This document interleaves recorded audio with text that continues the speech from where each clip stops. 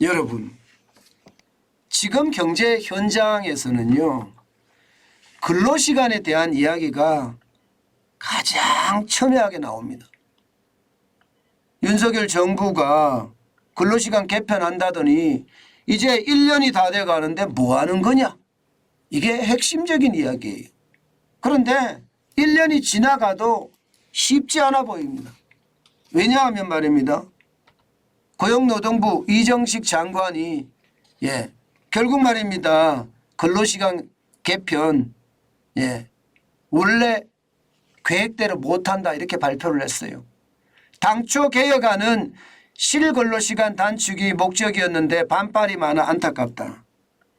저는 이 말하는 장관이 더 불쌍하네요. 왜 더 불쌍하느냐.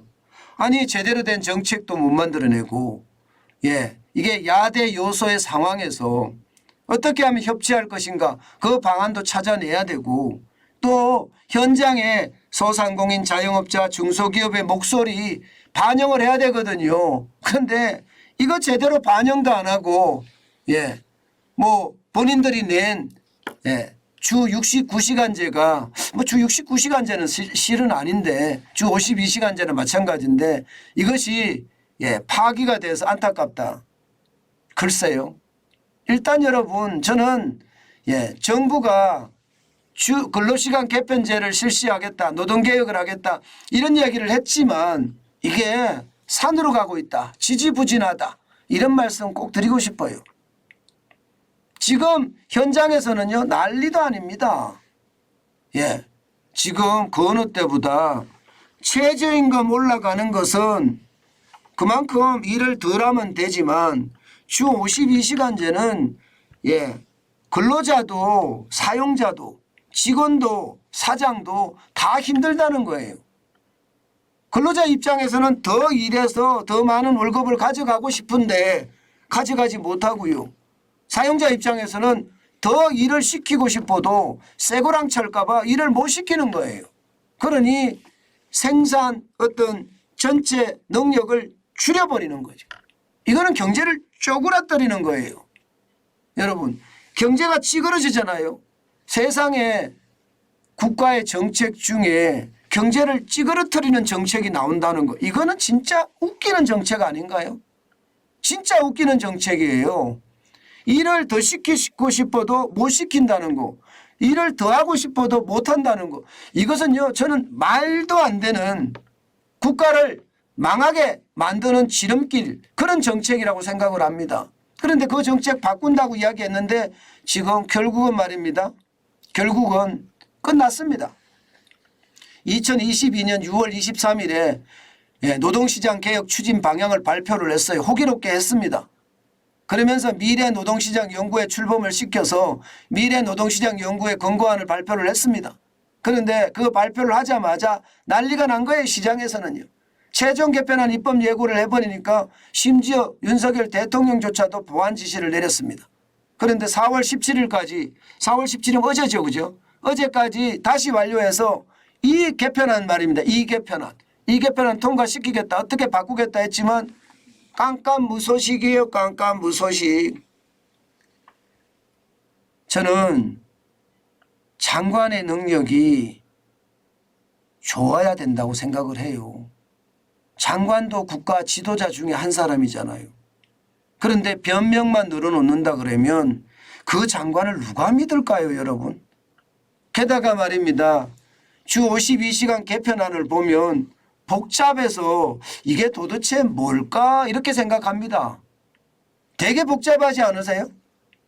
이런 정책은요, 여러분 정책이 아니라고 저는 생각해요.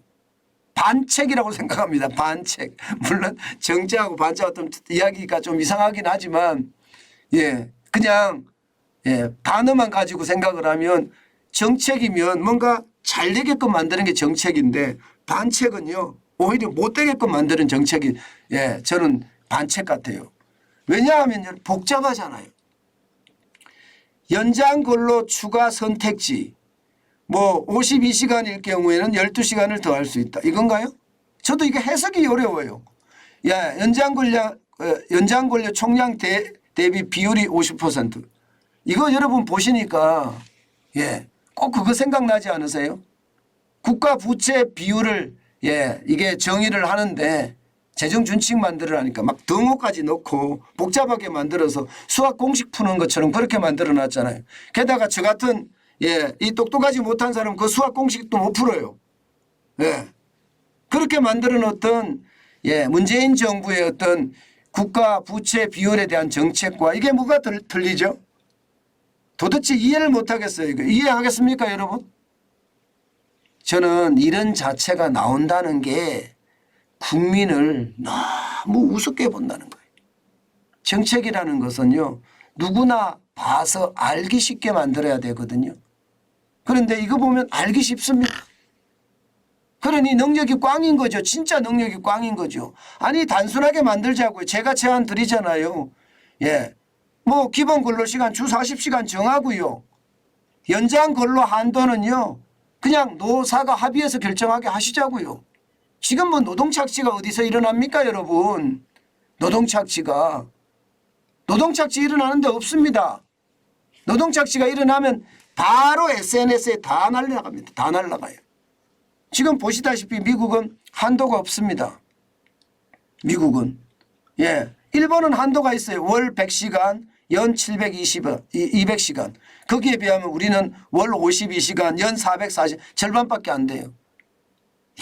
저는 이것을 보면서요.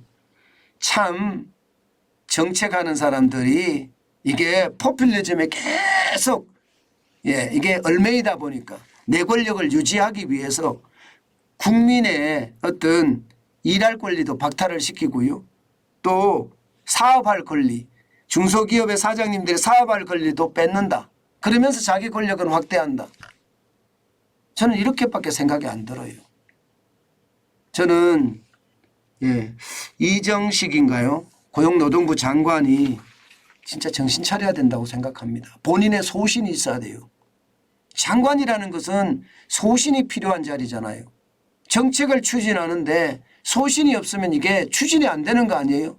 남 탓이나 하고 있고 국민 탓이나 하고 있으면 여러분 이 소신이 제대로 갈까요? 저는요. 이 자체가 국민 탓한다고 봅니다. 국민 탓한다고. 아니 장관이 정책 기반을 잘못해서 국민들이 저항하는 건데 그것을 국민 탓으로 돌려버리면 이게 도대체 뭡니까? 저는 그것을 보면서 참 안타깝다. 능력이 없으면 이게 지혜라도 있어야 되는데 그 지혜도 없다. 국민을 탓하고 있는 거 보니까 한심하다. 결국 말입니다. 기업에서는요. 주 52시간제 때문에 죽겠다 하는데 이들은 국민을 탓하는데 지금 만족하고 있다. 이런 생각이 듭니다. 안타깝네요. 그죠? 제가 봐도 진짜 안타깝습니다. 윤석열 정부가 잘할 거라고 저는 아직도 믿고 싶습니다. 그러려고 하면 소신 있는 장관이 필요하지 않을까요? 저는 그런 생각도 해봅니다.